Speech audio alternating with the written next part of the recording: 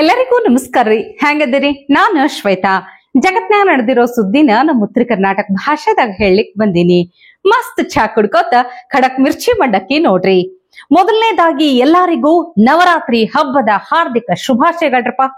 ಇವತ್ತ ನವರಾತ್ರಿ ಹಬ್ಬದ ಮೊದಲನೇ ದಿನ ನೋಡ್ರಿ. ಶೈಲಪುತ್ರಿಗೆ ನಮಸ್ಕಾರ ಮಾಡ್ಕೊಂತಾನೆ ಎಲ್ಲರಿಗೂ ಆ ತಾಯಿ ಚಲೋ ಮಾಡ್ಲಿ, ಒಳ್ಳೇದ್ ಮಾಡ್ಲಿ ಅಂತ ಕೇಳ್ಕೊತೀನಿ. ಹಂಗೆ ಒಂದಿಷ್ಟು ಮಂದಿಗೆ ಒಳ್ಳೆ ಬುದ್ಧಿ ಕೊಡ್ಲಿ ಅಂತನೂ ಕೇಳ್ಕೊತೀನ್ರಿ. ಇನ್ನು ನಮ್ಮ ಮೋದಿಜಿಗೆ ಆ ದೇವಿ ಇನ್ನಷ್ಟು ಶಕ್ತಿ ಕೊಡಲ್ರಪ್ಪ. ನೋಡ್ರಿ, ನವರಾತ್ರಿಯ ಮೊದಲನೇ ದಿನ ಮೋದಿಜಿ ಮಂದಿಗಳ ನಡುವೆ ಹೆಂಗ ಮಿಂಚ್ಲಿಕತ್ತಾರ ಅಂತ ಹೇಳಿ.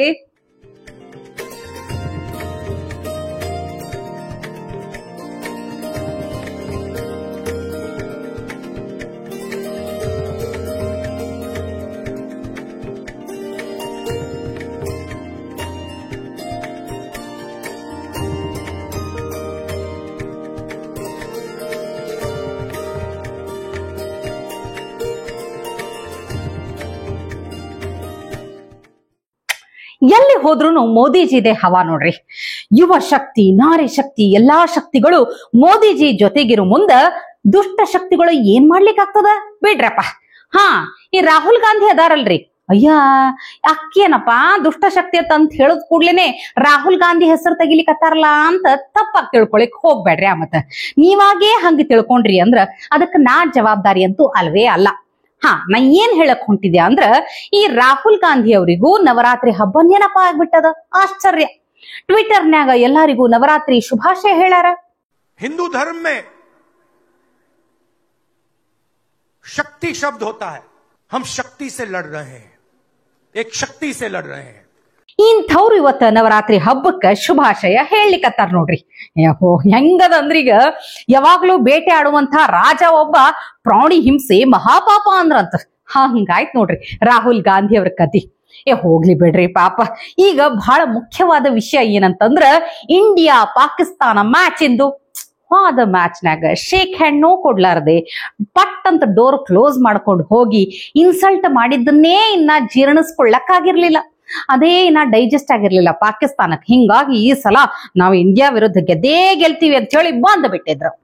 ಈ ಸಲನು ಪಾಕಿಸ್ತಾನನೇ ಫಸ್ಟ್ ಬ್ಯಾಟಿಂಗ್ ಆಯ್ತು.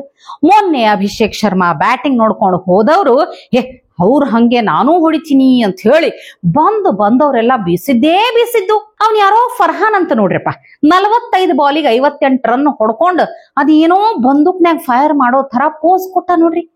ಈ ಪೋಸ್ ಭಯಂಕರ ವೈರಲ್ನೂ ಆಯ್ತು. ಆದ್ರೆ ಏನ್ ಮಾಡ್ತೀರಿ, ಹುಟ್ಟು ಗುಣ ಸುಟ್ರು ಹೋಗಲ್ಲಂತಾರ. ಎಲ್ಲಿ ಬಿಡ್ತಾರ ಹೇಳ್ರಿ? ಕ್ರಿಕೆಟ್ ಆಡ್ರು ಅಂದ್ರ ಬಂದೂಕ್ ತೋರಿಸ್ತಾರ. ಫೈನಲಿ ಏನಾಯ್ತು, ಪಾಕಿಸ್ತಾನ 171 ರನ್ ಹೊಡಿತು. ತಗೊಳ್ರಿ, ಇಂಡಿಯಾ ಬ್ಯಾಟಿಂಗ್ ಶುರು ಮಾಡಿದ್ದು ಸ್ಟೇಡಿಯಂನ್ಯಾಗ ಹಬ್ಬ ಮಾಡಿಬಿಟ್ರು. ಅಭಿಷೇಕ್ ಶರ್ಮಾ ಮತ್ ಗಿಲ್ ಆಕಾಶ ತೋರ್ಸೋದು, ಕಿರಿಕ್ ಮಾಡುವುದು, ಉಗಿಯೋದು. ಪಾಕಿಸ್ತಾನಿಗಳನ್ನ ಭಾರಿ ಬೆಂಡೆತ್ತಿ ಬಿಟ್ರಪ್ಪ. 10 ಓವರ್ಗೆನೆ 100 ರನ್ ಹೊಡೆದ್ ಬಿಟ್ಟಿದ್ರಿ. ಅಂತೂ ಇಂತೂ ಹಿಗ್ಗ ಮುಗ್ಗ ಮತ್ ವದೆ ಕೊಟ್ಟು ಕಳಿಸ್ಬಿಟ್ಟಾರ. ಅದರ ನಡುವ ಈ ಸ್ಟೇಡಿಯಂನಾಗಿದ್ದ ಇಂಡಿಯನ್ ಫ್ಯಾನ್ಸ್ ಅಂತೂ ಇನ್ನ ಹಾವಳಿ ಇಟ್ಟು ಕಳಿಸ್ಬಿಟ್ರು.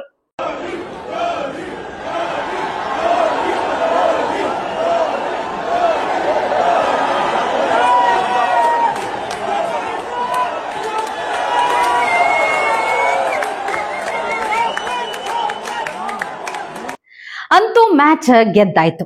ಈ ಸಲನು ನೋ ಶೇಕ್ ಹ್ಯಾಂಡ್. ಮ್ಯಾಚ್ ಮುಗಿದ ಮೇಲೆ ಸೂರ್ಯಕುಮಾರ್ ಯಾದವ್ಗ ಯಾರೋ ಒಬ್ರು ಜರ್ನಲಿಸ್ಟ್ ಕೇಳ್ತಾರೆ, ಇಂಡಿಯಾ ಪಾಕಿಸ್ತಾನ್ ರೈವಲ್ರಿ ಬಗ್ಗೆ ಕೇಳ್ತಾರೆ. ಅವಾಗ ಸೂರ್ಯಕುಮಾರ್ ಯಾದವ್ ಅವರು ಒಂದು ರಿಪ್ಲೈ ಕೊಟ್ರು ನೋಡ್ರಿ. ಬೆಂಕಿ ರಿಪ್ಲೈ. सूर्या, बहुत से असेसमेंट भी आ रहा है कि दोनों टीमों में बहुत ह्यूज, कुछ लगा कि थोड़ा पाकिस्तान ने ज्यादा बेहतर अंदाज में कम्पीट किया? सर, मैं एक्चुअली ये क्वेश्चन के ऊपर एक चीज़ बोलना चाहूँगा. मुझे ऐसा लगता है कि आप लोगों को ये क्वेश्चन पूछने बंद कर देना चाहिए अभी राइवलरी के ऊपर. बिकॉज राइवलरी स्टैंडर्ड राइवलरी एक ही बात है सर. कोई टीम अच्छा क्रिकेट खेले नहीं खेले, मेरे हिसाब से अगर दो टीमें 15-20 मैच खेल रही हैं और उसमें अगर 7 ऑल है या 8-7 से कोई आगे चल रहा है तो उसको अच्छा क्रिकेट खेलना बोलते हैं और उसको राइवलरी बोलते हैं. 13-0, 10-1, मुझे पता नहीं क्या स्टैट है, but this is not a rivalry anymore. But yeah, I feel we played better cricket than them between 7 to 15 and also from bowling point of view. Pleasure. ಅಂದ್ರೆ ಯಾವ ಪೈಪೋಟಿ ಬಗ್ಗೆ ನೀವು ಹೇಳಲಿಕತ್ತೀರಿ? ಇಂಡಿಯಾ ಪಾಕಿಸ್ತಾನ ಪೈಪೋಟಿ ಅಂತ ಅನ್ಬೇಡ್ರಿ ಅಂತಾರ. ಖರೆ ಅದ ಮತ್ತ. ಯಾಕಂದ್ರ ನೋಡ್ರಿ, ಅವ್ರ ಮ್ಯಾಲ 10-15 ಮ್ಯಾಚ್ ಆಡಿವಿ, ಅಷ್ಟು ನಾವೇ ಗೆದ್ದಿವಿ. ಮತ್ತ ಪೈಪೋಟಿ ಹೆಂಗಾಗ್ತದ ಇದು? ಖರೇನೆ ಹೇಳ್ಯಾರ ಬಿಡ್ರಿ. 171 ರನ್ ಅನ್ನ ಭಾರತ ನೀರ್ ಕುಡ್ದಷ್ಟೇ ಈಸಿಯಾಗಿ ಹೊಡೆದು ಕಳಿಸ್ಬಿಡ್ತು. ಅದು ಮತ್ತೆ ಜಿದ್ದಾಜಿದ್ದಿ ಪೈಪೋಟಿ ಅಂತ ಹೆಂಗ್ ಹೇಳಲಿಕ್ಕೆ ಆಗ್ತದ ಹೇಳ್ರಿ? ಯಾವ್ದೋ ಸ್ಕೂಲ್ ಮಕ್ಕಳ ಜೋಡಿ ಆಟ ಆಡ್ದಂಗ ಇತ್ತು. ಖರಿ ಅದ ಬಿಡ್ರಪ್ಪ. ಈ ಮ್ಯಾಚ್ ಆದ್ಮೇಲೆ ಮತ್ತೀಗ ಬಿಡ್ರಿ ಒಂದಿಷ್ಟು ಮಂದಿ ಇರ್ತಾರ, ಮೋದಿಜಿನಿ ಎಳ್ಕೊಂಡು ಬರ್ತಾರ, ಕ್ರಿಕೆಟ್ ಬೇಕಿತ್ತ ಹಂಗ ಹಿಂಗ್ ಅಂತ ಹೇಳಿ.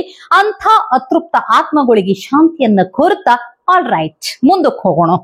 ಆದ್ರೂ ಪಾಕಿಸ್ತಾನದವರು ಮತ್ತು ನಮ್ಮಲ್ಲಿನ ಒಂದಿಷ್ಟು ಬಾಂಧವರ ಬುದ್ಧಿ ಅಷ್ಟೇ ನೋಡ್ರಿ. ಯುಪಿನ್ಯಾಗ ಈ ಮುಲ್ಲಾನ ನೋಡಿ ರಾಜ್ಯದ ಸಿಎಂ ಯೋಗಿ ಆದಿತ್ಯನಾಥ್ ಜಿಯನ್ನ ಟಕಳ ಅಂದ್ರ ಬೋಳ ತಲಿ ಅಂತ ಕರೀತಾರ. मेरा एक सीधा मैसेज है टकले को एक मेरा मैसेज है कि तुम जितना भी दबा लो मुसलमान कौम किसी तकिया और किसी वस्तु का नाम नहीं है जो दब जाएगा। मुसलमान कौम को जितना दबाने की कोशिश करेगा उतना ऊपर आएगा। और ये कोई शाहीन बाग, ये कोई एनआरसी, ये कोई शीए, ये कोई कश्मीर का मुद्दा नहीं है। जो मुसलमान कोई खामोश तो कोई बोल रहा है, कोई खामोश तो कोई बोल रहा है। ये वो मामला है जिसमें हिंदुस्तान भी बोलेगा और अफगानिस्तान भी बोलेगा, पूरा दुनिया का अहले मुसलमान उठ के खड़ा होकर बोलेगा। अगर नाम मोहम्मद पे कोई बात आती है तो मुसलमान कभी खामोश नहीं रहेगा। ಸದ್ಯದಾಗ ಐತಿ ಬಿಡೋ ಯಪ್ಪ ಮಾರಿ ಹಬ್ಬ. ಗೊತ್ತಿದ್ದು ಮತ್ತ ಯೋಗಿಜಿ ಹೆಸರು ತೆಗಿತಾರಲ್ಲ ಇವ್ರು ಅನ್ನೋದೇ ನನಗ್ ಹಳಾಳಿ ಆಗ್ತದ ನೋಡ್ರಿ. ಈ ಬಹಳ ದಿನ ಬೇಕಾಗಿಲ್ರಿ. ಯಾಕಂದ್ರೆ ಹೇಳ್ತೀನಿ ಕೇಳ್ರಿ, ಹಿಂಗ ಆವಾಜ್ ಹಾಕಿ ಜೈಲಿಗೆ ಹೋಗಿ ವಾಪಸ್ ಬರೋ ಮುಂದೆ ಹೆಂಗೆಂಗ ಬದ್ದಿದ್ರು ಅಂತನೂ ಇದೇ ಕಣ್ಣಂಗ್ ನಾವು ನೋಡಿವಿ, ನೀವು ನೋಡಿರಿ. ಇವಂದೇನ್ ಜಾಸ್ತಿ ದಿನ ನಡೆಯುವುದಿಲ್ಲ. ಹೆಂಗಿದ್ದ ಹೆಂಗಾದ ಅಂತ ಹೇಳಿ ಇನ್ನೊಂದ್ ಸ್ವಲ್ಪ ದಿನದಾಗ ನಾನೇ ಸುದ್ದಿ ಕೊಡ್ತೀನಿ, ಕಾಯ್ಕೊಂತಿರ್ರಿ ಬೇಕಾದ್ರೆ ಹೇಳ್ತೀನಿ ನಾನು. ಇನ್ನೀಗ ನಮ್ಮ ರಾಜ್ಯದ ವಿಷಯಕ್ಕೆ ಬರುವುದಾದ್ರ ಈ ಸಲ ಭಾರೀ ವಿವಾದಕ್ಕೆ ಕಾರಣ ಆಗಿದ್ದಂತಹ ದಸರಾ ಹಬ್ಬದ ಉದ್ಘಾಟನೆ ಹಾಗೇ ಬಿಡ್ತು ನೋಡ್ರಪ್ಪ. ಮೊಂಡು ಜಿದ್ದು ಹಿಡಿದಂತಹ ಸಿದ್ದರಾಮಯ್ಯನವರು ಕಡೀಕು ಮುಸ್ಲಿಂ ಹೆಣ್ಮಗಳು ಭಾನು ಮುಸ್ತಾಕ್ ಅವ್ರ ಕಡೆಯಿಂದ ಉದ್ಘಾಟನೆ ಮಾಡಿಸೇ ಬಿಟ್ರು.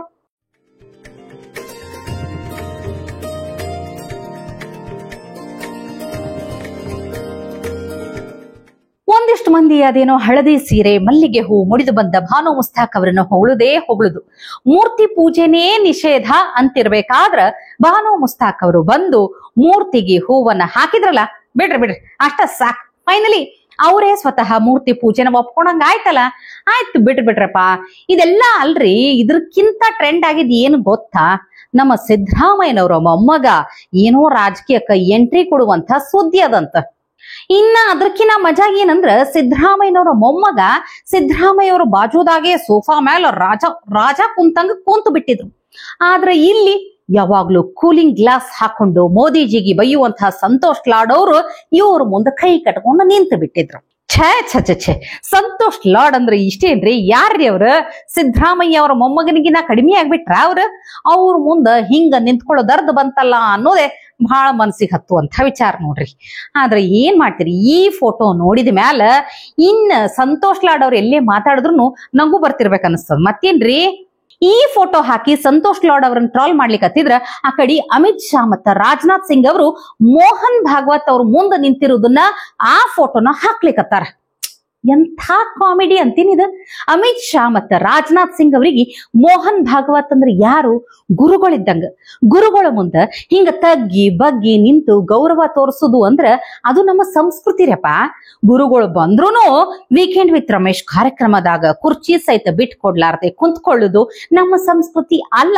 ಇಷ್ಟೂ ಗೊತ್ತಿಲ್ಲಾರ್ದ ಮೂರ್ಖರಿಗೆ ಏನ್ ಹೇಳುಡ್ರಿ? ಆ ಫೋಟೋಗೂ ಈ ಫೋಟೋಗೂ ಕಂಪ್ಯಾರಿಸನ್ನೇ ಇಲ್ಲ. ಸುಮ್ನೆ ಟ್ರೋಲ್ ಮಾಡೋದಂದ್ರ ಮಾಡುದೇನಾ?